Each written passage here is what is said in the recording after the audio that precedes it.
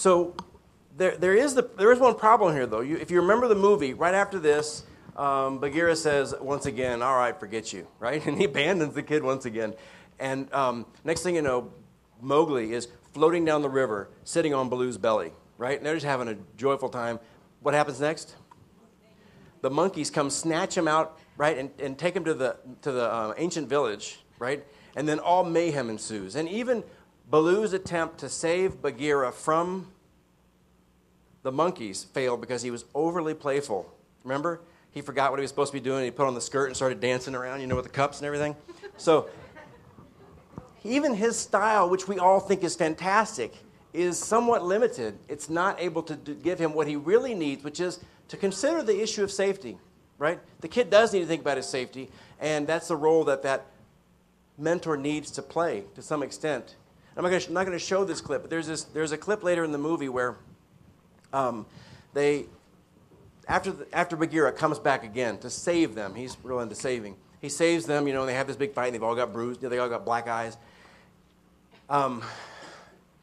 They're talking, Baloo and Bagheera, about Mowgli. And Bagheera says, Shere Khan is coming, and he's going to eat this child if we don't do something. So Baloo says, I really don't want to send him to the man village, And Bagheera says, you have to do it. And he says, why me? And Bagheera says, because he won't listen to me. And he doesn't say it in an angry tone. He says it in a somewhat defeated tone. I've been unsuccessful in enlisting this kid in a way that would allow me to be influential in his life. I have been so prescriptive, he's discounted me. You have to do it. And that scene for me, it's not so exciting, but it suggests something, which is 2 points that are often made by somebody or me about this. Mentors go all over this all the time.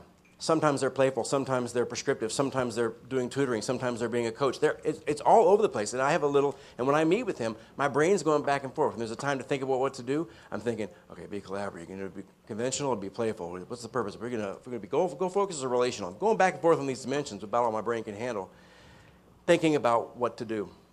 And I think it's almost like those things that someone once told me were a homunculus, but I don't think that's actually correct. But it woke you up. The homunculus was like the little angel and the little devil who sit on the corner, and one says one thing, one says the other. Well, there's like a little Baloo right here, and there's a little Bagheera right here, right? And they're both saying different things. And I think the reality is that some mentors give more credit to Bagheera, and they're more likely to listen to the Bagheera in them and decide what to do.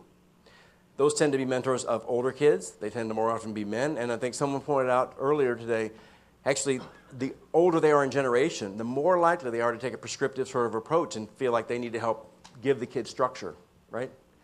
But there are other folks who are too playful like Baloo, and they can be so playful that they become a playmate who doesn't even form the relationship. So it's the back and forth. And it's our job to figure out, where are you? What are the interactions that are failing this match? And how can we help you? How can I help encourage you to shift your focus or shift your purpose or be more collaborative? But isn't that collaboration when we hear Wayne speak about how different children will have different mentors in their life that play a different role? Because if I recall, if you watched On, Mowgli becomes to be reliant on Bagheera for sort of keeping him safe. Like he sees them in different roles. So aren't they both mentors that play a different role in his life? Or can they be? So you sort of, what if there are these two mentors, and what if they have these two roles? Well, parents sometimes do that. One takes a very relational, one takes a collaborative. When does that not work? She says, in terms of discipline. It can be a conflict in discipline. There are points in which the kid feels torn and divided in terms of loyalties, I think. There are ways in which that does and doesn't work. So, but I also thought you were going to go real deep on me and go back to this sort of idea that the mentor is a sort of surrogate for other adults. They are representative of the family of individuals who care for this kid, and so they have multiple perspectives to bring in. I'm glad you didn't get that deep, because this is too late in the afternoon. But thank you, Shauna. She'd like a large shirt. Extra large? Oh, okay. All right. All right, so I think there are some interesting applications for use. Now, I'm going to give you examples that I think of how this can be used in formal, structured mentoring programs. It's going to be different in terms of how you would work with journeymen or coaches, how you might work with tutors or teachers. Our goal, though, is always to get them towards that center spot, to make overly directive relationships a little more relational, to make unilateral matches where either the youth or the adult is driving the match more collaborative. In the special issue there that we have, one of the things that we found, it was an article that I wrote that was based on some research, and it was the activities and how they contribute to relationship quality. But the other finding was when we asked the kids in the Big Brother Big Sister program who selected the activities most often.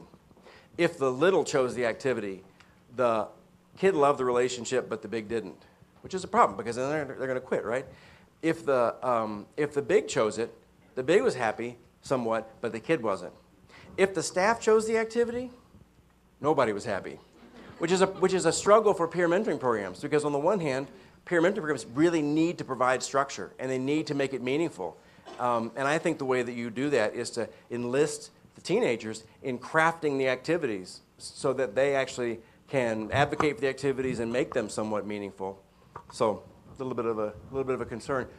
But when we're looking for mentors, we want to ask folks, what are your goals? And maybe how will you help your mentee? And if somebody says, "Oh, I'm not really going to help my mentee. I'm just going to be an ear and listen and have fun and play," right? Well, then you say, "Sign right here, and do you have any other friends who think that way?" But if they say, "Well, I want a kid who's really struggling so I can fix them and tell them what to do, and or I'm going to save somebody who doesn't have good parent relationships," we don't want that. Yeah.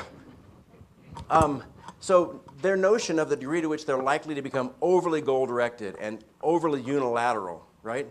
Not emphasize the relationship, not emphasize the we-ness of what's going on. Now, I also like the idea that there are two paths here to convey to people with training. Some of you are about to giggle, and it's actually okay to giggle, but we're going to move on. The skin on your elbow. What? That is your weenus. It is? Yes. You kidding me? Skin on your elbow. Don't tell me that's a real word. It is. It is. I really like you. Okay, there's two paths to a strong relationship. I think it's important that Big Brother Big Sister programs and all other programs actually explain to folks and make clear there are multiple ways to get to the end. There's a friend of mine who's much smarter than me, and he's so much smarter than me that when he tells me things, I can't remember them. He talks about equifinality and multifinality. That's Keller. And I can't remember what those words mean, but it's something like multiple routes to the same outcome. And I think a good relationship, we're seeing, can occur through goal-directed activities that lead to a strong relationship, or relationship activities that lead to a problem-solving orientation in the match where the kid brings it in, right? And there probably are other styles, and we need to help those mentors who are uncomfortable with a heavy relationship focus appreciate the usefulness of goal-directed activities, even playful goal-directed activities, right? And give people options for what's a successful match. Because I think in a couple of vignettes we saw there, people were feeling like they weren't making a difference, they weren't having an impact with their kids. And I think that's partly because they don't understand what they're really supposed to be doing there with their mentee. And then finally, I think in working with matches, working with coaches, working with tutors, working with teachers who are struggling even, one of the things we can do is try to diagnose what are the bad incidents, what went wrong. When that happened, ask yourself, was there too much seriousness and future focus, goal focus in this relationship? Was there not any relational connection, and that's why the thing collapsed? Was the teacher too unilateral? Was the kid unilateral, and the teacher or counselor or mentor just deferred to the point of being overly frustrated, right? Seeing to what extent their unique perspectives are coming together to chart the course of their relationship and allow them to co-author together is essential. And we can think about these terms, I hope, in ways that allow us to provide simple advice. So when you're in that situation next time, think about what you can do to strengthen the relationship. Or if that's too vague, think about what you can do in that moment to have fun. That will be a good reparative interaction. That's a simple thing, right? Especially if it's a character, because one of the things that we're not going to talk about, but that sort of we could talk about, but we're not going to, because we're going to talk about some cases that are of interest to you guys specifically. But in the handout that is this one of the things that you'll see is that there is another set of grids, right? And I call that, for lack of a better acronym, the HIM framework for how youth make their mentors. By the way, hymn is a verb, which means to celebrate and praise, which seems quite consistent with the theme of today.